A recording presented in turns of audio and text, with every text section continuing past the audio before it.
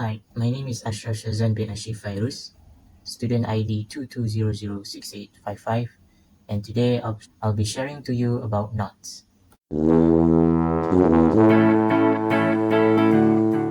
are the 6 different knots that everyone must know? First is the reef or square knot. So this knot is used to tie two different ropes that have the same diameter. Imagine you've just broken off your rope, or you have quite the short one and needed a longer one. This is when this knot is super useful for you. To tie a reef square knot, first grab two ends of the rope. Put the left one on top of the right one and loop it around. Do the same for the right one on top of the left one and loop it around, and then you can pull it. Next is the single sheet band or the double sheet band knot.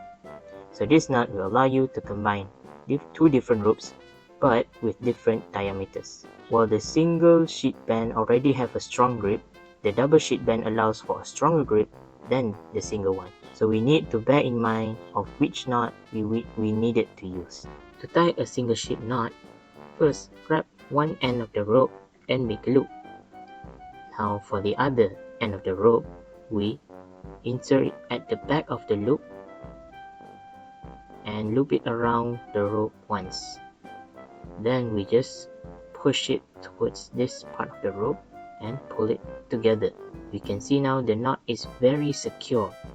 Next, to tie a double sheet band, the process is quite similar. The one end of the rope goes behind the loop and we have to loop around the other rope twice before pulling it towards each other. Then we can see that there's a two loop at the knot there. Third, a single bowline knot or a double bowline knot. This knot is used to create a fixed loop at the end of the rope. This fixed loop can then be utilized to do many things, one of them being saving people. By grabbing onto the fixed end, the victim can be saved from drowning inside a water body. The double bowline allows for extra tightness. To tie a single bowline, first we create one end of the rope to be inside of the loop. Then we have to wrap around that end towards the other end, and we insert it back into the loop, and there we have a single bowline. For the double bowline, we need to create two loops. So this is the first loop and the second loop. Now the same process applies here. Put one end of the rope at the back of the loop and wrap around the other end, and through the loop it goes, and you can pull it together, and there you go, a double bowline. Next, the clove hitch knot. This knot's purpose is to secure the middle part of the rope to an object that is crosses over, such as tying a line to a fence post. This then can be utilized to do a multitude of practical uses, such as a line for hanging clothes, or for anchoring a boat, or even securing cargo onto your car. So for clove hitch, you need some kind of pole. For me, I use my water bottle. So for this knot, first we loop around, we'll make a loop that is forward facing and another loop that is backward facing. Put the backward facing loop on top of the forward facing one, and through the bottle it goes. Finally, you just need to pull two ends of the rope, and there you go, a clove hitch.